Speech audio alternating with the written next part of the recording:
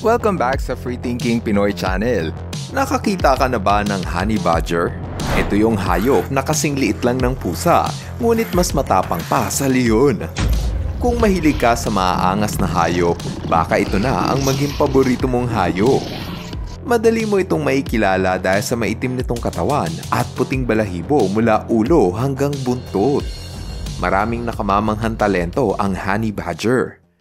Mula sa panguhuli ng makamandag na ahas hanggang sa panghihimasok sa bahay ng bubuyog, ilan lang yan sa mga paboritong kainin ng honey badger.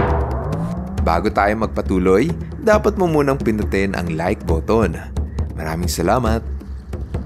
Sa tuwing naugutom ang honey badger, ito ang kanilang hinahanap-hanap. Paborito kasi nito ang karne ng bayawak. Hindi madali ang maghunting ng bayawak dahil pwede ka nitong kagatin gamit ang kanilang matutulis na ngipin. Maski pa nga ang leopard ay natatakot na lumapit rito. Pero para sa honey badger, ang mga bayawak ang pinakamasarap na merienda. Ang pangalawa sa paboritong kainin ng honey badger ay ito. Yan ay ang mga naglalakihang sawa. Mas gusto ng honey badger ang matataba at makatas na sawa dahil lasa daw yang isaw. Sa sobrang sarap ng sawa, ang mga honey badger ay handang makipag-agawan sa dalawang jackal. Kitang-kita sa video kung paano ipinagtanggol ng honey badger ang kanyang nahuling sawa sa mabangis na aso. Maski ang mga pagong ay hindi ligtas sa gutom na honey badger.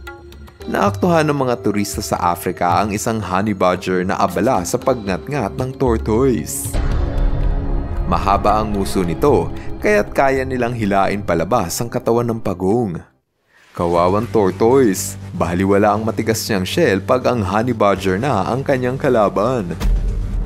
Ito naman ang honey badger na nakunan sa video habang tangay niya ang katawan ng wala ng buhay na buwaya. Sa tuwing walang-wala silang makain, pati ang maliliit at makamandag na alakdan ay hindi nila kayang palampasin. Habang bata pa ang mga honey badger, sinusubukan itong kainin ang mga scorpion. Sa bawat tusok ng alakdan, naglalabas ito ng kamandag na pawang nakamamatay. Pero, ibahin mo ang honey badger. Sa bawat turok ng kamandag, mas lumalakas ang resistensya ng honey badger. Habang tumatagal, nasasanay ang katawan ng honey badger sa kamandag at kinalaunan, hindi na ito tumatalab pa sa kanila. Kapag hindi na tinatabla ng kamandag ang honey badger, saka na lamang lumalakas ang loob nito na umatake ng mas mapanganib na hayop. Magsisimula na itong kumain ng mga highly venomous na ahas. Ngayong gabi, nakahanap ito ng masarap na hapunan. Meron kasing puff adder na isa sa pinakamakamandag na pit viper ng Africa. Kitang-kita na walang takot na umaatake ang honey badger, habang todo depensa naman ang puff adder. Nagtagumpay ang honey badger. Agad niya kasi itong sinakmal sa ulo. Ngunit maya-maya lang, biglang tumalab ang kamandag ng viper. Naramdaman ito ng badger kaya nagpakita ito ng sintomas ng pagkalason. Hindi na ito gumagalaw at mukhang hindi na humihinga. Pero pagkalipas ng 2 oras, may himalang naganap. Bigla itong muling bumangon para tapusin ang kanyang kinakain. Tinatalaban pa rin naman ng kamandag ang mga honey badger, ngunit nag-evolve ang kanilang katawan para labanan ng venom ng puff adder. Sa pagsapit ng umaga, patuloy lang ito sa paghahanap ng makamandag na ahas. Sa pagkakataong ito, target ng honey badger ang humuli ng cobra.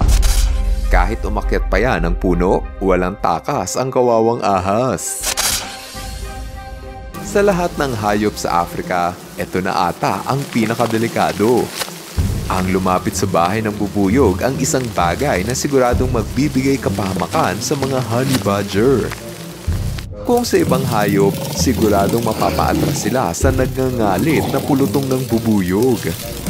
Buti na lang at makapalang balat ng honey badger, kaya hindi nito alintana ang bawat tusok ng bubuyog. Kaya nga sila tinawag na honey badger dahil isa sila sa kakaunting hayop na kayang manghimasok sa beehive sa paghahanap ng pulot. Para madaling makahanap ng pagkain, nagkaroon ng katuwang ang honey badger. Ito ang honey guide bird. Tinawag itong honey guide dahil mahilig daw itong magturo ng direksyon sa honey badger kung nasaan ang bahay ng mga bubuyog. Kung saan man dumapo ang ibon, ibig sabihin, andoon nagtatago ang bahay ng bubuyog. Isa itong espesyal na relasyon dahil pareho silang nakikinabang. Nakakahanap ng bahay ng bubuyog ang mga honey badger at ang mga honey guide naman ang kumakain sa tira-tira ng badger. Talagang nakakabilib ang tapang at talento ng honey badger sa paghahanap ng pagkain.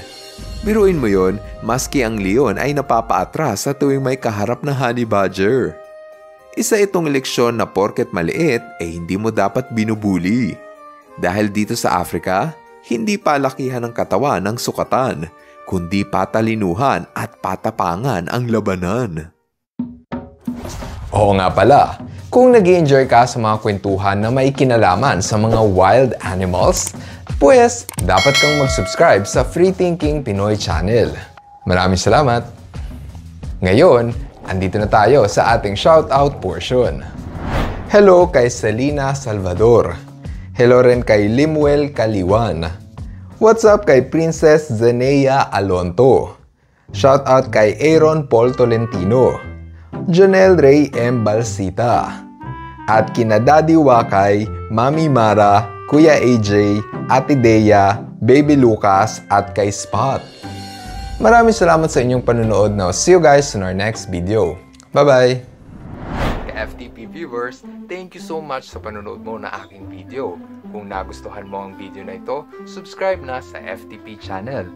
Don't forget to hit the bell button para updated ka sa mga bagong videos. Paalam!